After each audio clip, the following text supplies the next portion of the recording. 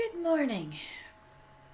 Good Monday morning. Well, actually, it's not morning anymore, is it? Because it's afternoon. Although somewhere in the world it's still morning. So let's go through the whole hog. Good morning, good evening, good afternoon, good night. There's a whole day gone by somewhere along the line. Interesting how we think about things these days. I was talking to a new connection this morning. I make it a habit now when I make a connection to have a Zoom call with them. I think that that's the best way to do it, since I can't actually say come and have a coffee or a tea or whatever. So we were talking about clients and their expectations, and in some ways we're all either therapists or clients ourselves. When it comes to the 4-letter word of work, it can be very interesting with some people who think that when they come to a therapist, no matter what therapy they're going to, that one shot will do it. It's not always the case. There are times when one shot will do it. However, that is quite rare, because although it takes, in NLP terms, it can take one significant emotional event to allow yourself, your inner workings, your mind, to make up its mind, to have a reaction to this, to build a strategy to this, like a phobia, for instance. Then it actually starts to shore things up afterwards. It proves itself. It proves its reaction to that to be correct. Each time you experience whatever it was that made you feel that way, bang, there's another nail in that coffin. Bang, there it goes. Whap, you're hit with it again. And your reaction becomes more and more embedded in your belief of truth. Now, occasionally we find that pills just are not enough. I don't like taking pills. I don't like taking them at all. However, they are a necessity for some things. When it happens that someone tries to give me something for what they consider to be stress or depression, and this has happened in the past, long time ago, that I was given something interesting called lithium at one point, and I got high as a kite. Oh my goodness, was I high. And it was an interesting situation because I had Elton John's Yellow Brick Road album and Funeral for a Friend, brilliant track, was on, and I had it up at, if I had 11 it would have been at 12, and it was great. But I decided to take this tablet that the doctor had given me, and things just seemed to be interesting after that. Now, I'm quite used to making things interesting on my own without the help of medications. However, when you add that, you get a really interesting reaction sometimes. And I'm not saying that you should go and do that, because really you don't have to. What you've got in your own head, your own chemical analysis, your own abilities are enough, really, in my humble opinion. But it was the reaction of my mother and father when they came home and they clocked the bottle on the mantelpiece, and the first thing out of my mother's mouth was, "Jim, she's on drugs." And I was like, yeah, but you sent me to the doctor. He put me on the drugs. So it was interesting because as far as that was concerned, the idea was that you took the pill and you got better. Actually what happened was you took the pill and you suppressed the issue. So you had to keep taking the pill. This is where therapy is different. It's not one pill to cure your ill. it's actually the 4-letter word of work. There has to be a little bit of work coming from the client in order for it to work. Work means work. In order to work, for it to do what it's supposed to do, for order to make it happen for you, you have to involve yourself. You have to bring yourself to the table. You have to, as the Americans would say, step up to the plate and swing that bat and hit that ball. And it's not going to be easy. Not the first couple of times.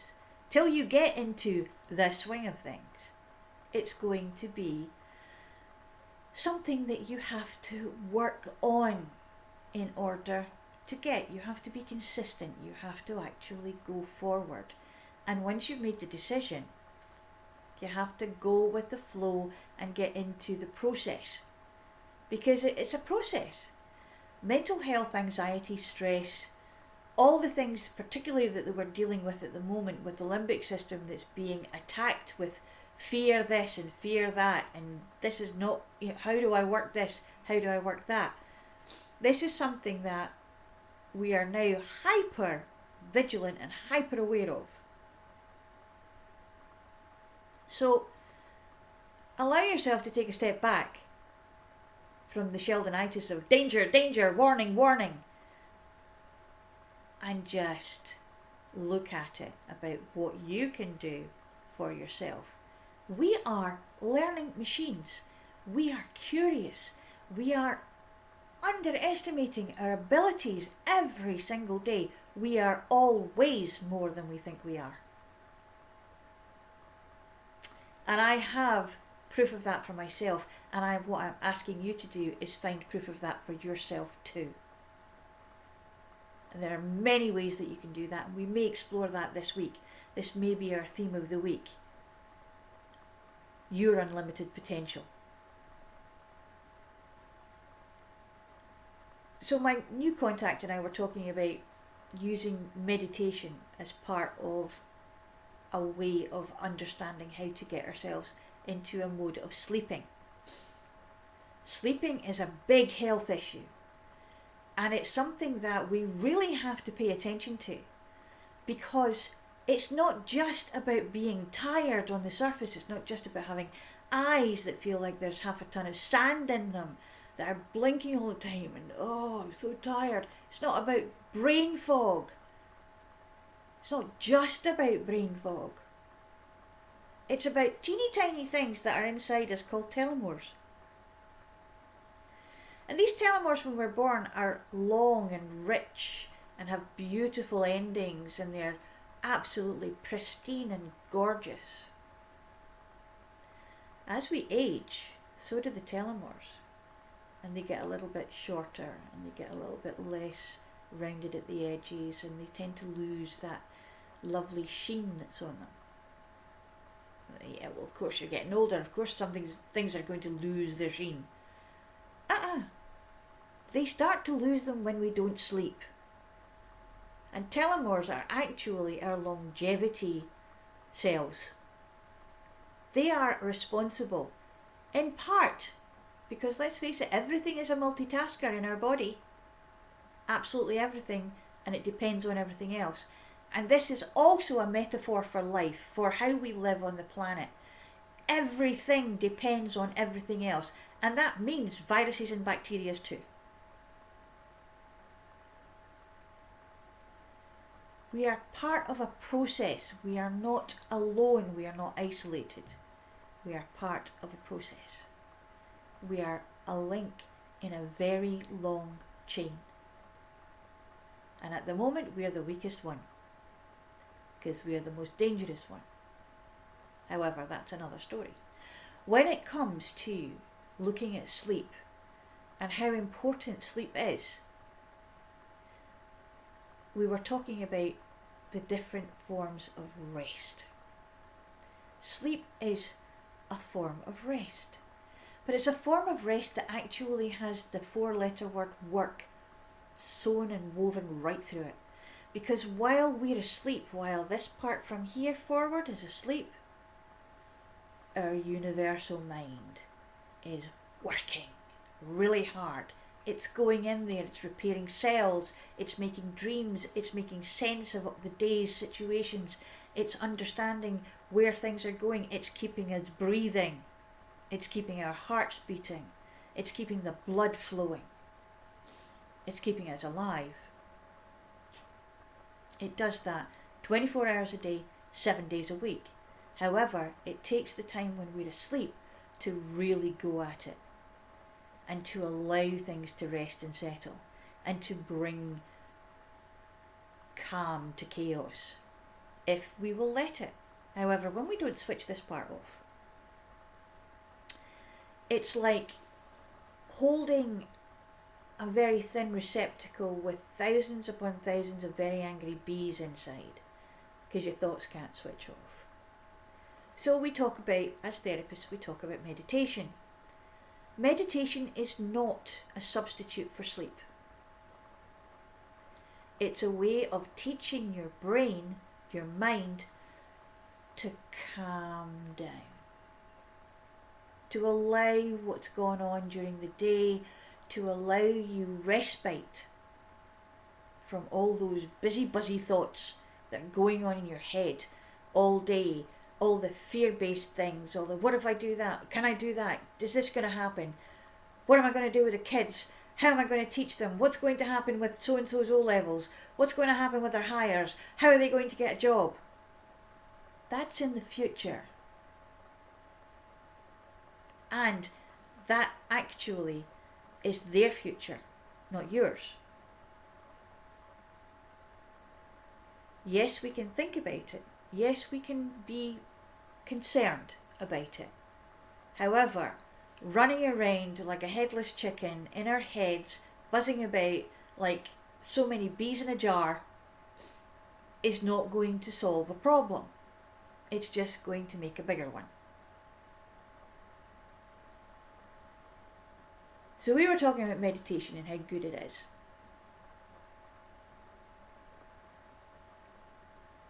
And we were talking about this idea of how many people think that meditation is easy until they try it.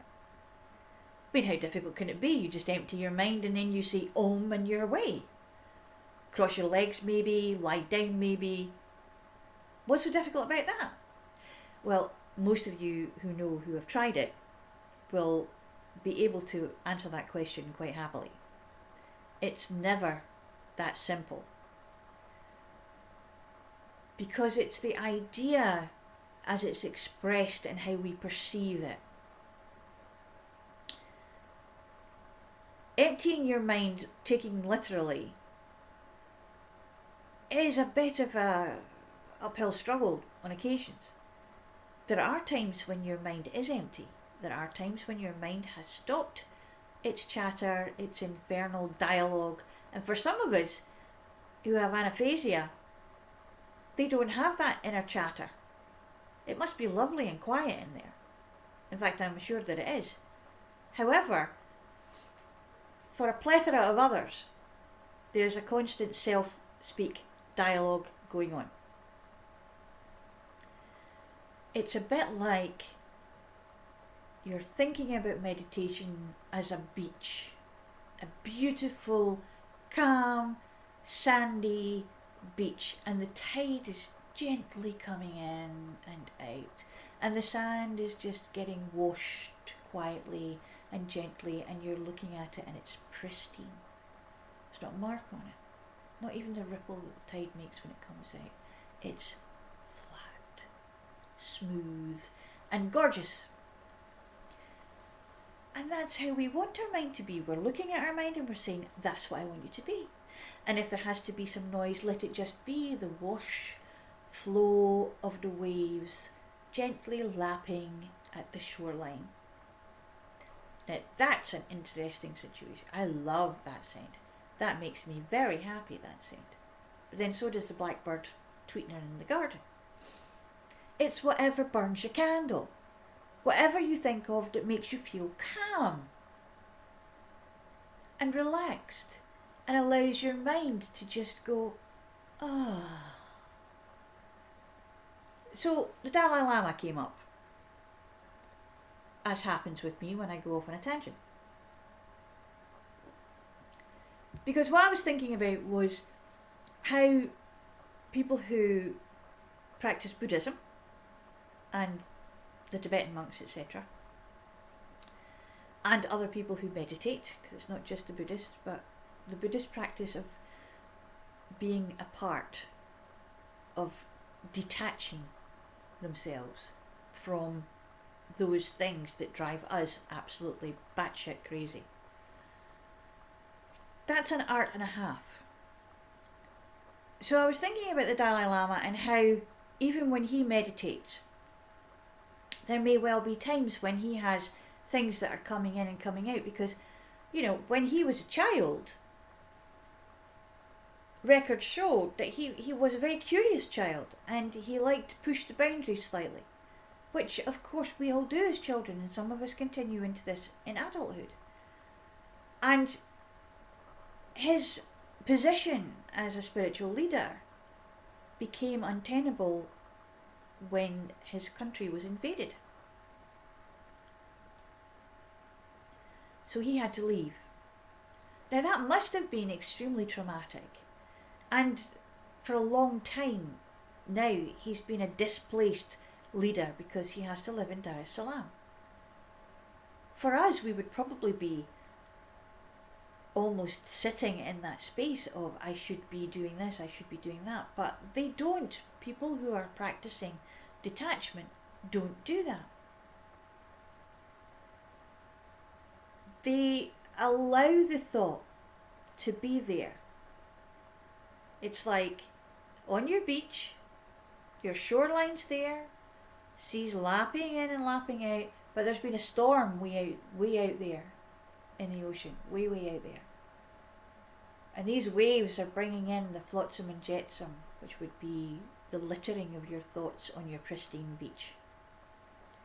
Now you could choose, as the lamas and the monks and everybody who meditates and who's practiced at it, you can choose to notice them, these bits of flotsam and jetsam, and walk on by. Just allow them to be where they are, because that's what is there. But you do not have to pick them up and start to examine them. When you pick them up and start to examine them, that means you're starting to go down into the spiral, into the cul-de-sac of worry, stress, worry, stress, worry, stress, worry, stress. And you're becoming part of that storm that actually happened before, because this is the fallout. This is what's been stirred up, the collateral damage from the storm. So in order to understand detachment, when people are thinking particularly about mindfulness, which comes from Buddhism, mindfulness is not forgetting everything, and it's not obsessing about what's happening right at that very moment, because some people are getting it slightly awry and they're starting to allow being mindful by holding on to situations that actually can be let go. It takes someone to teach you how to do this. It's very easy to go on and find an app and do it, but please get some background, get some solid teaching in there before you go off on your own. Because you can actually be mindful about things that are less than good for you just as easily as being mindful about being detached and in the flow. And until you've actually experienced that flow, how are you going to know the difference between the two?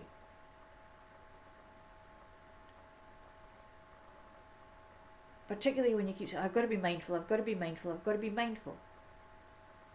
Then you're worrying about being mindful.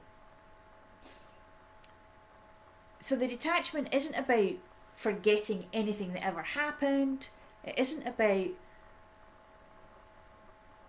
not recognising that things have gone wrong in life, or things that, people are upset, or people are ill, or your family is not gelling well, or whatever. It's not about that. It's about taking the emotion out of it. It's about understanding that there is a place for anger, upset, jealousy, all the emotions, sadness, grieving. There's a place for it. We have to do it because it's a process in our bodies that needs to be done so that it can be expressed and allowed to go out. It's how we release it that is the issue sometimes. So think on it. Have a muse on a Monday about how you can actually leave the flotsam and jetsam that's been stirred up at the shoreline and allow the sea just to take it back out again. Allow it to be what it is. And then look at things and take 5 minutes out of your day and just be quiet. Turn the TV off, turn the radio off, take your phone and put it in a drawer, put it on Do Not Disturb, and allow yourself to breathe for 5 minutes. And encourage other members of your household to do it too. The same 5 minutes would be good. It might not happen right away, but it's the start.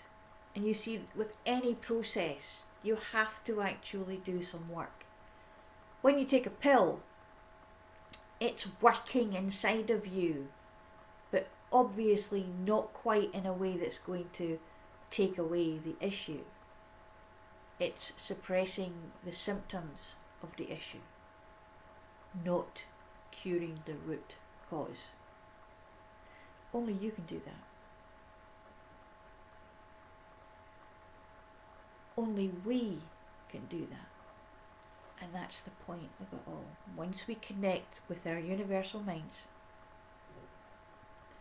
with that oversoul in the back that actually is beyond us, the thing that we're actually jacked into, and when we switch that switch on, when we choose to double click that mouse on universal mind open folder, then we can have a conversation about rest. We can have a conversation about dealing with sleep. We can have a conversation about what our telomeres are doing and how we can make ourselves healthier and better. And how we can cope, more than cope, how we can understand being well again. Being motivated, how we can actually believe we have unlimited potential and universal possibilities.